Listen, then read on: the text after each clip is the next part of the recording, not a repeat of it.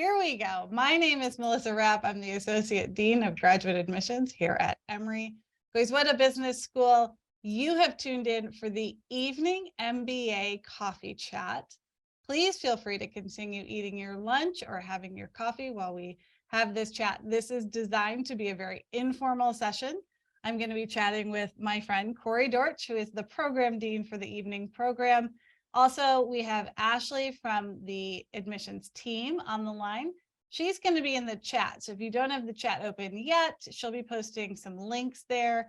And if you have a question, we'd love for you to put that in the chat so we can talk about it. Like I said, we have no PowerPoint, and really we have only a soft agenda. So if there's something in particular you have questions about, please post them. We love seeing your faces. So if you can come on camera, that's great, but understand if you can't as well.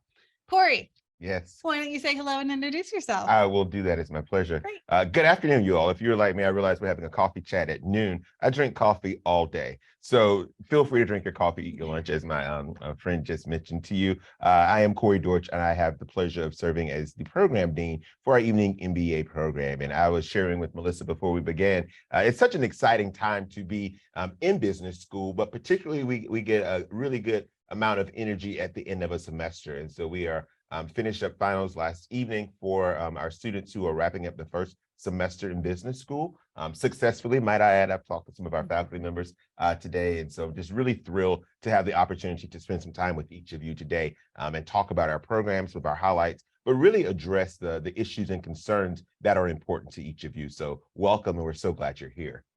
So Corey, I'm sure the best holiday gift possible is to be done with your finals. That's right. And to pass. And to pass. That's right. Yes, that is the best way to go into the holiday season. So why don't we talk a little bit about, there's been a big announcement just the other day. That's right. We learned that we're going to be offering our students the opportunity to do as much of the program as they would like, up to the entire program in an online format. So let's talk a little bit about how we got to this place, Sure. why we decided that was a great thing to offer our students. So it's really a great opportunity for our students to take classes either online, in person, or a combination of both. I think for our program, and really meeting students and learners where they are, and everything, quite frankly, that's happened in the world over the last 2 or 3 years or so, helped us get to the decision that our students will like the opportunity to be online, in person, or a combination of both. Part of our decision, obviously, was what our student feedback was.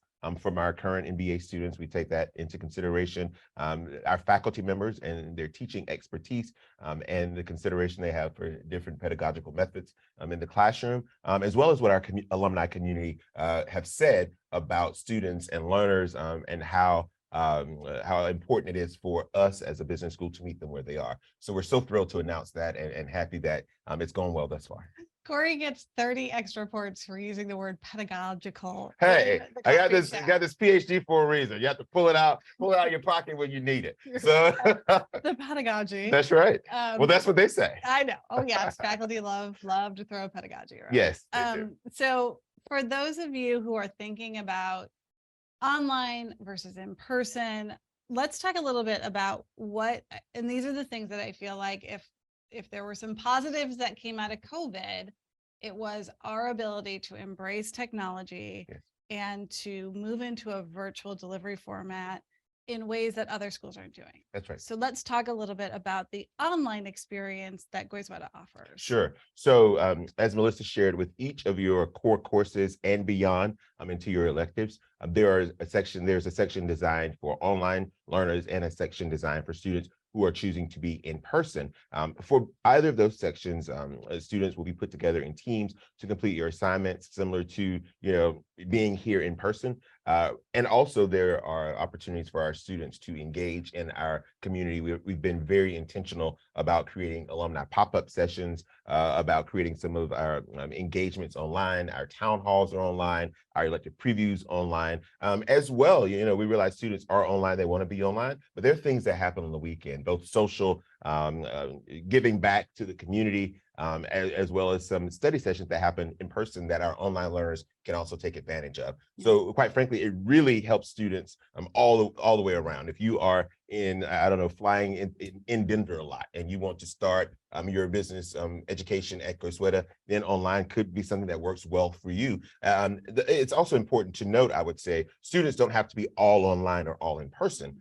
We have a number of students who were part of our pilot this year who chose to be online this past semester, this fall, but are choosing to do one class in person and one online this coming fall. And so that will, this coming spring, that's right. I've been living in fall, thank you, this coming spring, and for summer core as well. So it really meets students where they are, just depending. We realize the working professional has a lot going on. You all are balancing your family, your professional commitment, other commitments you may have in the communities that you serve, and we want to meet you where you are. We also want school and your academic experience to be a complement to everything you're already doing. So we're really excited to offer this program. Let's get real about Atlanta traffic too. Like the online version, that's right. a lot of people think of that as the opportunity for someone who doesn't live in the area. But if you live in Atlanta, you know getting to Goizueta may not always be as convenient as you would like it to be. And so this gives you another level of flexibility to, again, choose which classes you do in person and choose which ones you do online. I do want to also say that this is not our first online program. That's right. This is actually, this is the second. Our executive MBA launched a fully online format and is currently going through that process. And one of the things that we invested in was what we refer to as our global classrooms. Yes. The global classroom takes online learning and really elevates it. So right now in this Zoom session, this is a format that's lots of schools use for online delivery models. And it's not super engaging. We can see all of you because someone's given us a little monitor here with your little square head. That's right. But the global classroom is a much more immersive experience where the faculty member is, each person has a large screen. They're very close to the faculty member. And then you can also see the faculty member in 360. You can see all of your classmates. You really feel like, and Corey and I have both been on every side of the global classroom. That's right. You feel like you're there, and it's really hard to experience. And we do offer virtual class visits for you to see the global classroom in real life. Is that accurate? That's accurate. That's correct. Virtual real life. So definitely take advantage of that if you're curious about what the online learning global experience looks like. Absolutely. So I do want to kind of circle back on something that you mentioned, and that was building community. Mm-hmm. That's such an important part of these working professional programs and one of the big benefits of doing an MBA. So let's dig a little deeper with some more examples of how we help students to build their network and come together as a cohort. So we are very intentional. I'm glad you asked the question. We're very intentional about creating a community and creating an experience from the very beginning. So as we start admitting students for this fall, this coming fall, and that means August of 23, we will be, my team and I will be meeting monthly with admitted students. We will begin inviting admitted students to events, both in December, January, all throughout. Last year, we had students come to our end of summer experience. Last summer, we got lucky. Better be lucky than good sometimes. We got lucky and had an event for opening weekend at the Braves. And so we had about 10 of our admitted students who wanted to really engage with the community there as well. You will find at Goizueta, this is not a place for you to hide. And we're like that on purpose. We're very intentional about creating this community and creating this experience from the very beginning, as I shared. So onboarding is the kickoff, if you will, to your MBA experience. That's where you really get an opportunity to meet your classmates, meet your team, be challenged, both physically and mentally. You all may have heard that we work closely with Fort Benning. So they're part of our experience at the beginning, but onboarding is really designed to introduce you to our culture and to our community and get you prepared for day one in the classroom, but the next series of day ones throughout your career as you begin to grow and change. Part of what you all are coming back to business school for also is for your network. right? And so building your community intentionally with the 100 or so people in the room with you, but also with the cohorts ahead of you, behind you, and with our alumni community as well. That's really important. So we're intentional about that. Building community with our faculty. It can't be underscored enough how important it is for you to have those intentional relationships with our faculty members who are not only practitioners, but who also may have earned MBAs and PhDs and have a wealth of knowledge, both from an academic perspective, but also from a relational and a network experience as well. So we're very intentional about developing community, about engaging with our community. So we have student leadership opportunities. We have GETBA, think SGA.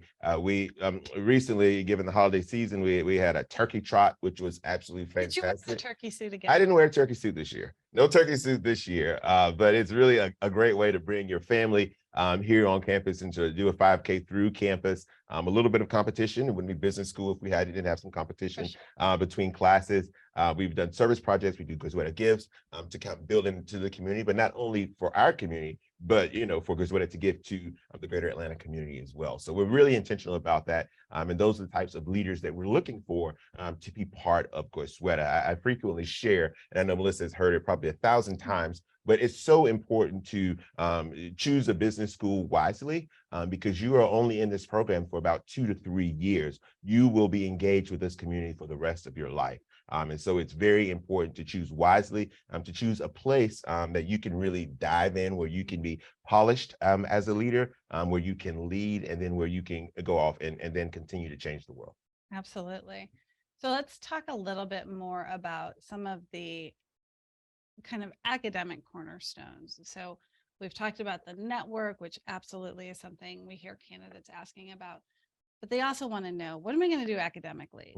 How many courses do I have to take? How many of those do you tell me what I am taking? And how much can I choose my own adventure?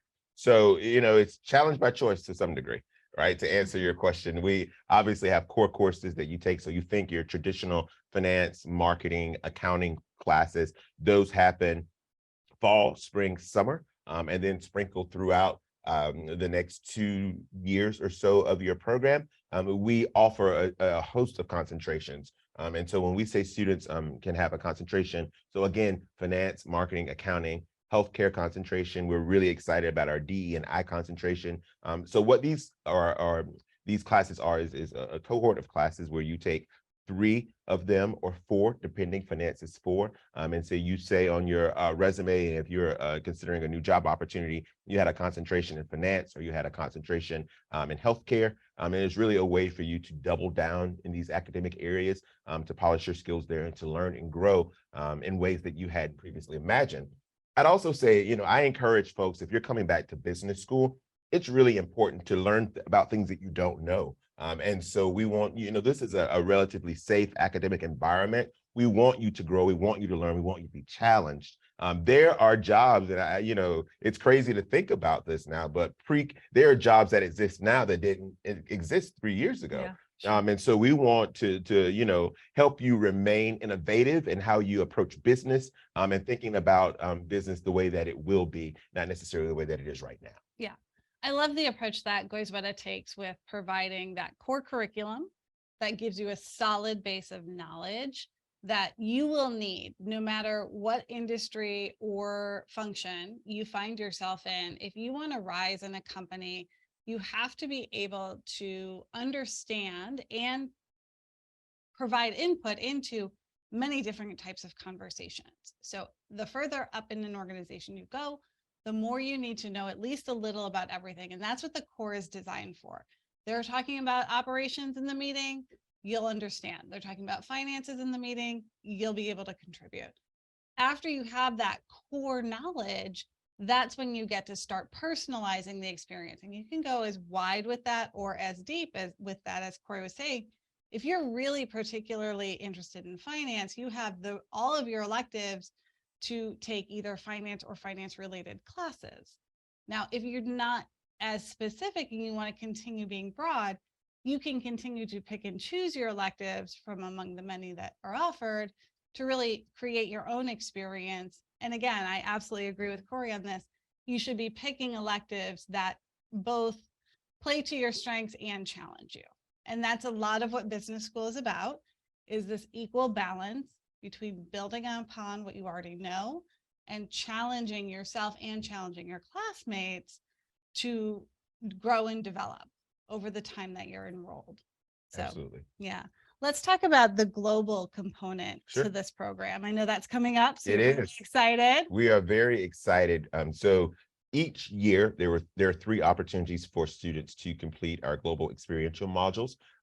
We call them the GEMs, if you will. GEMs are a requirement of the curriculum for the Evening MBA program. And we go to some really cool places, and not just going to neat places around the globe. We have an opportunity to engage with the business community in those places, not just going to a company, but we frequently go places where our alumni are, who host us, so we can learn and really see the curriculum come to life.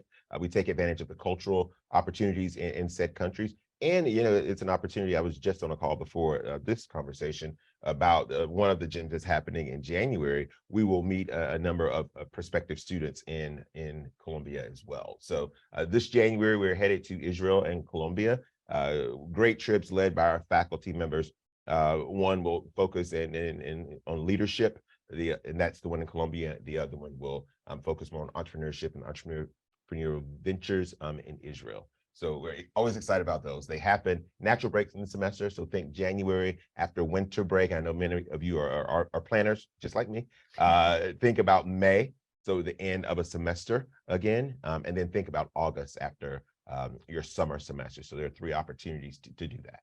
Yeah, and I think what's kind of an extra layer of cool, in addition to getting to explore a new country and see how business is done there and hanging out with your cohort, these are cross-programmatic opportunities. Right. And so you may also be on a trip where a full-time MBA group of students is also on the trip. And those are really great opportunities and really powerful ways to build your network beyond the evening cohort. That's one of the things that I really appreciate about Goizueta as well, is that all of our programs are housed here on the Emory campus. And even with online as kind of a factor, it is nice to have our students sometimes in cross-listed classes. Absolutely. Which happens with our executive program and our evening program and our full-time program. That's right. So you have this opportunity to also engage with folks who are in different programs. And, Melissa brought up a good point. It's great to be able to do that in our global experiences, but that also happens particularly with some of our affinity groups in our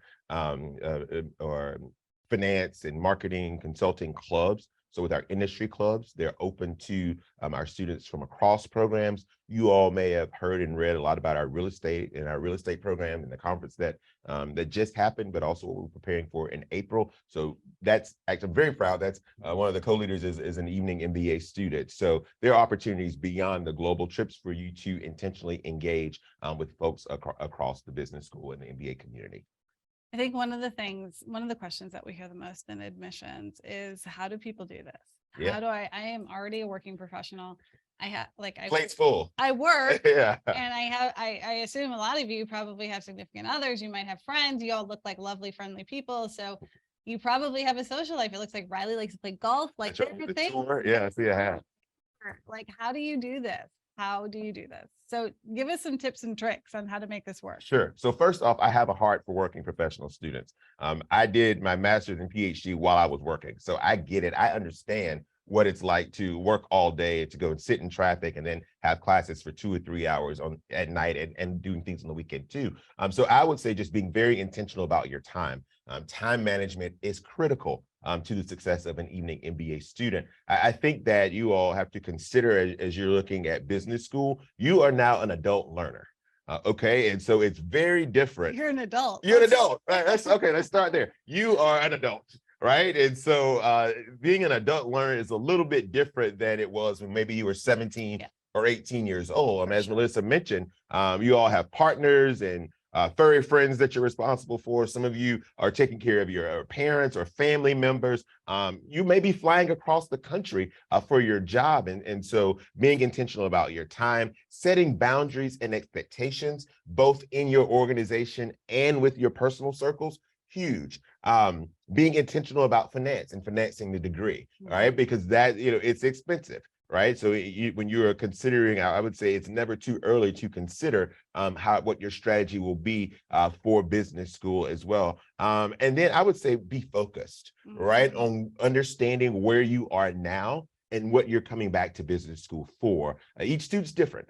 That's part of, our team. We work with our students. We do individual academic counseling. We do individual career management, because we realize and we appreciate that you all are different, but you all are also coming back to business school with a different lens and different expectations of what you'll get during the program and also once you are an alum. So I would just say you can't be intentional enough. Just be very intentional and set boundaries. Yeah, for sure. And I think one of the things that I think a lot of students learn is how to really maximize their time and really to focus on what's in front of them and then focus on the next thing. And they get very protective of their calendar and very good at blocking time. And these are all skills that actually you can carry on as you leave business school. I feel like you're a more efficient person.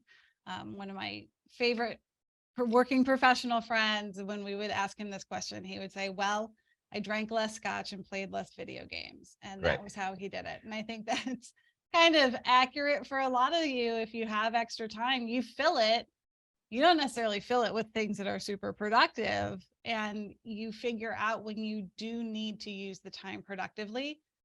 Sometimes it actually feels like there's a lot more time available than you ever thought there was. So great insights. Yes. Thank you for that. Again, if you have any questions, please feel free to put them in the chat. We'd love to address the things that you talk about. I kind of want to build off something you said, Corey, about being intentional and thinking about what you want to do in business school and where you want that to take you. That reflective piece of business school actually starts in the application process. If you started an application or if you've already submitted it, you know that we ask questions that are very purposeful in having you articulate the very things that Corey spoke about. We want you to be able to tell the story of here's where I've been, here's why I think business school is the right thing for me, and here's where I want to go with that.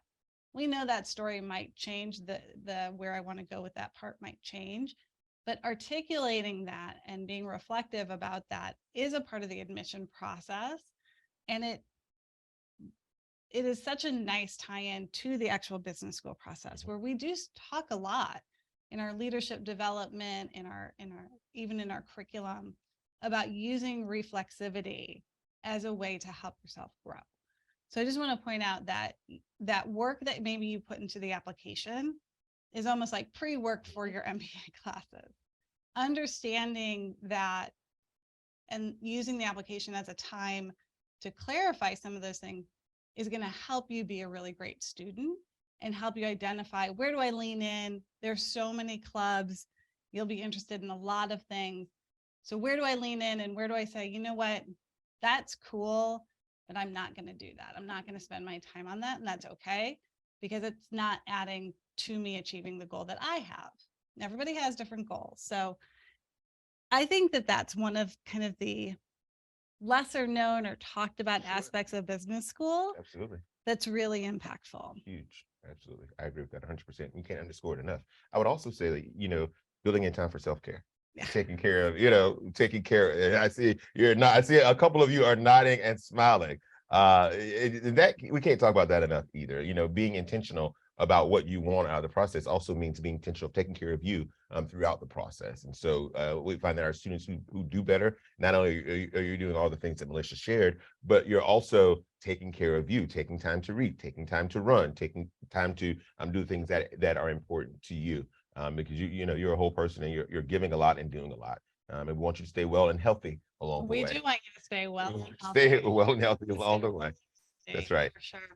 Let's talk a little bit, just touch on leadership a little bit more. I think a lot of candidates that we talk to, when we ask them why they're getting an MBA, it is around, I really want to develop some more leadership skills. So let's talk about ways that we do that. Sure. So that begins, I would say, at onboarding.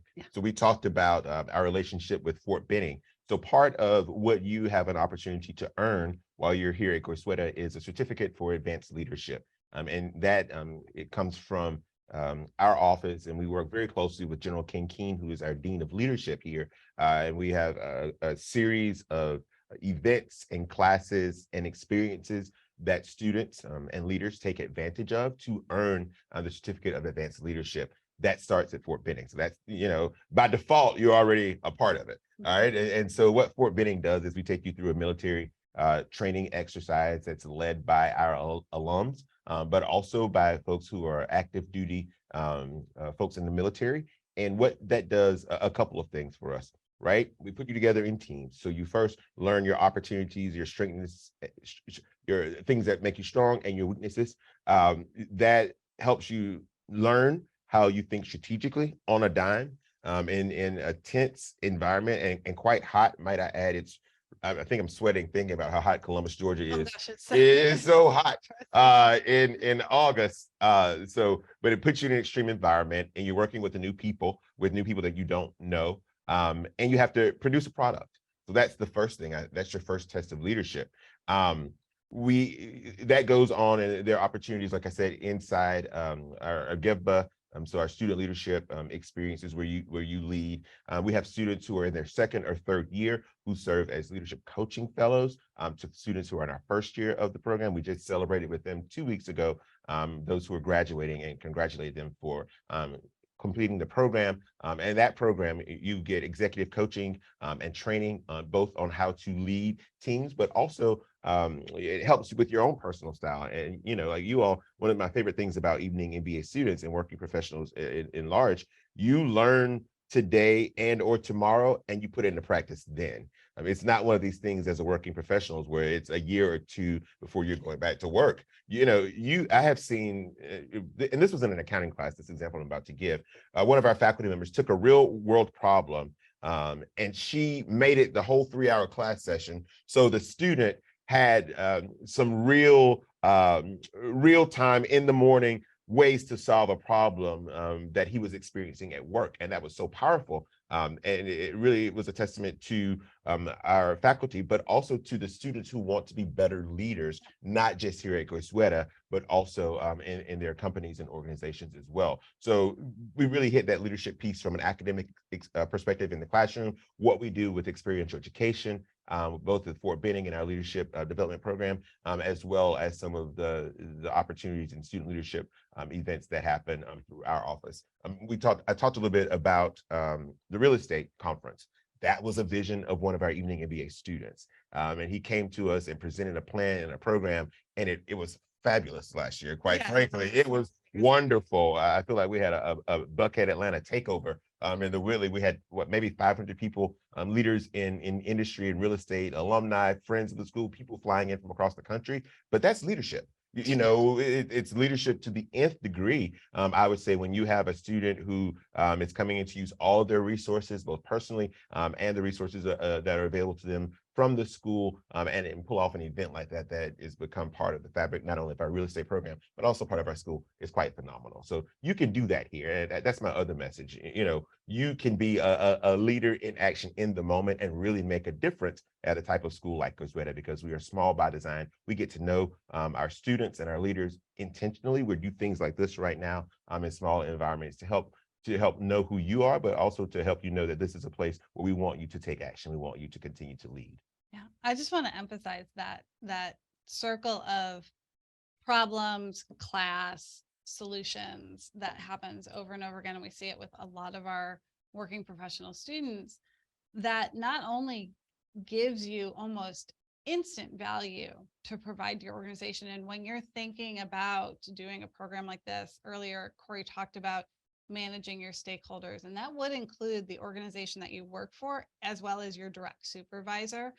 Being able to, before the program begins, help to manage their expectations around, listen, I'm going to be investing some time in this, so maybe you'll end up leaving early so that you can get to campus, or so you can get home to log on to an online format class. But I think we'll see almost an immediate return on investment. And I am confident that does happen. And I think Corey is as well. That when you start to learn in our classrooms, you will instantly be like, oh my God, I never knew that I could solve that. I never would have thought of solving that problem that way, but that's perfect. I can take this to my team meeting tomorrow and be like, hey, let's pilot this, let's try that. Or did we think about it from this perspective? So being able to do that in real time right away is a tremendous value to you as a professional, but also to the organization that you work for. So you are getting the benefit and the return on investment. They are also getting a return on investment, even if they're only providing you with flexibility. They're still getting a great return on investment. I think that's important Absolutely. to recognize That's right. and to talk about Absolutely.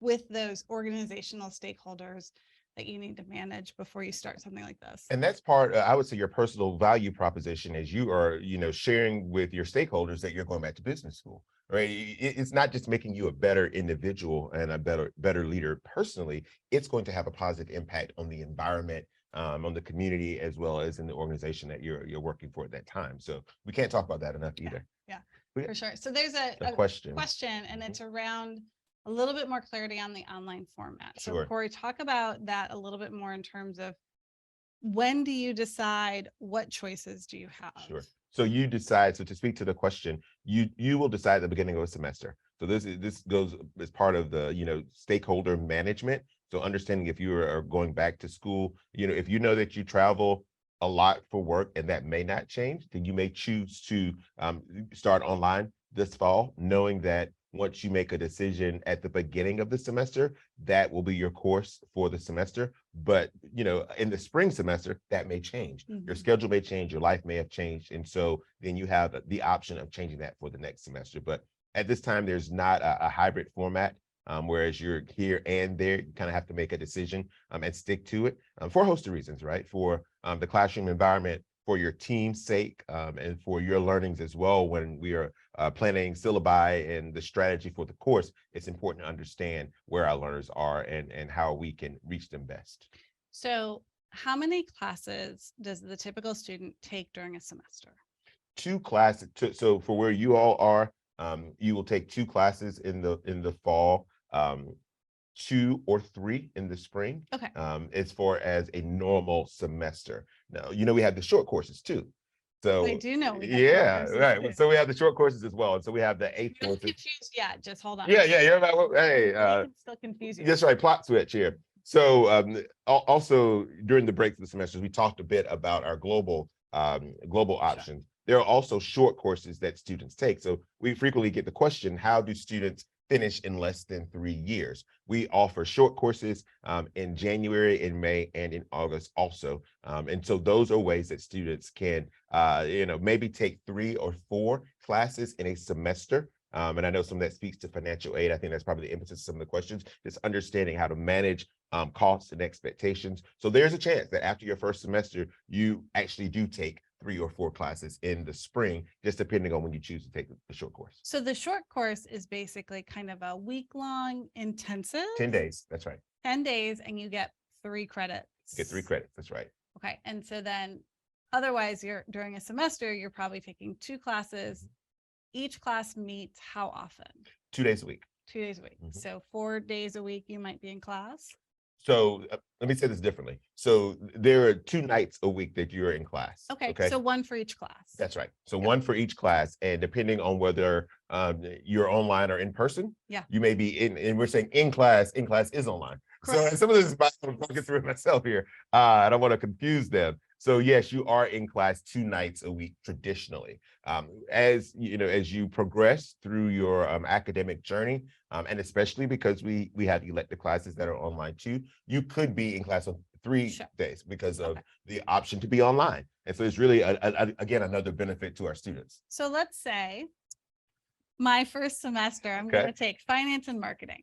Yep. I'm making this up. I was going to say it's kind of going against the grain because you're going to take DDA and marketing, but go for it. I'm going to take, what did you? DDA, data decision analytics, and marketing. Y'all are going to actually take these. So data, decision, analytics. That's right. And marketing. What if I want to take marketing online, but I want to take DDA in person? Can I do that? Absolutely. We encourage that because we want it to be, part of the design is the option for you to do what works best for your lifestyle. Right. And so we also don't do the class, they're not necessarily back to back. But that's, we want to space them out. So students, Mondays may be better. We had a student this semester. Like I said, we've done a lot of feedback from our students. We learn in our leadership development programs that feedback's a gift. It is. I've gotten a lot of gifts about the online experience, and I want them all. But we learn, some folks have larger responsibilities in person at work on Monday nights. Sure. Monday is traditionally a very heavy night for us on campus as far as number of students on campus. So it works out well for them to be online on Monday and then in person on Wednesday or Thursday. Okay. So it's just nice to have, just depending on the cadence of a work week for folks who are consultants, it's really nice to be online on Monday, and then you can get back by Thursday night if you want to do that option as well. So when I'm picking, I get to pick a delivery format for each class. Yes. And I stick with that for the whole course. So if I'm taking finance online, I take all of finance online. Yes. But then the next semester, it's a clean slate, and I can pick my delivery formats again for the new courses I'm taking. That's right. And that, works well because we tell you which nights classes are offered, and who the faculty members are. And so you have an opportunity to learn more about them throughout the first semester or the semester before, and then you can make your option, or make your selection then. I feel like you can all tell that this is a new offering because this is the first time Corey and I are like, yes, talking to I am on my toes. Well, I love it. I love it. You've been super helpful in letting us explain this to you, and we appreciate it. The online MBA, the tuition will be the same. That's correct. As our typical traditional on campus.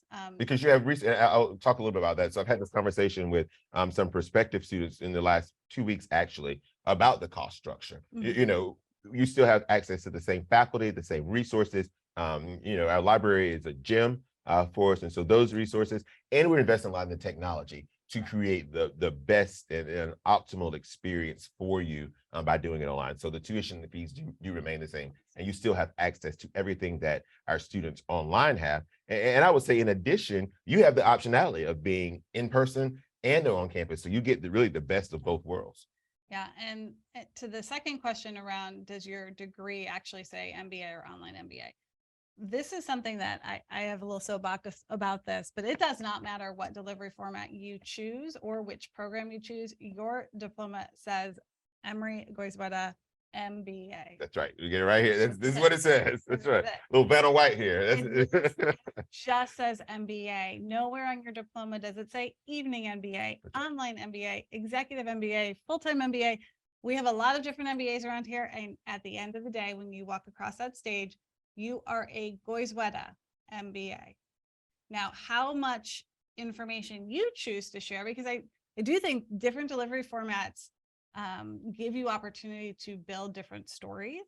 And so I think it is a powerful story to say, while I was working and getting my MBA, you are welcome to do that. But your diploma just says Goizueta. And it's very impressive, I will say, and I'm biased, obviously, but it's very impressive when students say, or alums say, I worked, I earned while I learned, as you would say. I worked full time and in this arena, and I also earned my MBA. Friday night, we had an end of the semester mixer that was current students and our alumni. And so what I'll say to that point, it's such a powerful network, I would say, and a point of pride to be from one program or another, especially in the room with folks who understand the Atlanta traffic and getting, here by 6:30 and working full time and. So it's almost like I want to say a fraternity within the group. So it's a really a point of pride. Yeah. People do feel very connected to their program. And I think, again, going back to this small by design community, you get very close to the people you're in the trenches with. And so full-time students are very affiliated with full-time program, but evening students have just as strong of affiliation and respect for. And I think there's a general respect for everyone who gets the degree, but then people definitely kind of stick up for their program. Their program. That's right. For sure. So let's see, there's a few more questions. Do you want to talk about the case study situation? So we use the case method. So we have a question in the chat about the learning composition of the program. So we're very much case method based, but also, there are projects and presentations. A lot of it depends on the class. Impact is one of our classes, and students have done presentations with impact. They work together to solve a business problem for an organization, and then they present to those business leaders and give their feedback. I'm really more of a consulting project, so that's a project based. We had tests last night on campus. Part of the question is about a test. So yeah, students had a test for the DDA course, and so it really depends on the class. It is really, the last part of the question, if I'm seeing and understanding, is it online versus in person? So when I spoke earlier about the syllabus being designed intentionally, the syllabi are almost parallel. They're literally aligned the same way. And so it doesn't matter whether or not you are online or in person. Your delivery and your testing is going to be the same. Yeah. I think about 5 or 10 years ago, and Corey and I have similar academic backgrounds, and I can say for certain, when I was doing my master's degree, the idea of a virtual group meeting was everybody on speakerphone at their own house. Like that was how you met. We didn't have any kind of technology that would allow us to do I think we did three-way. Yeah. Yeah. And so that in-person experience and like going to campus early so you could meet with your group was how we had to function. And again, I think the combination of how technology has developed and COVID kind of making us all very savvy in the virtual world has now put us in a place where even in our online delivery formats, there is an expectation of group work because it's so easy to get on a Zoom together and to have the same kind of discussion that you would have had at the coffee shop before class 5 or 10 years ago. Right. So even if you never step foot on campus, you would still be in groups. You would still have projects and presentations. You would still have case-based classwork to do, and you would still have assessments.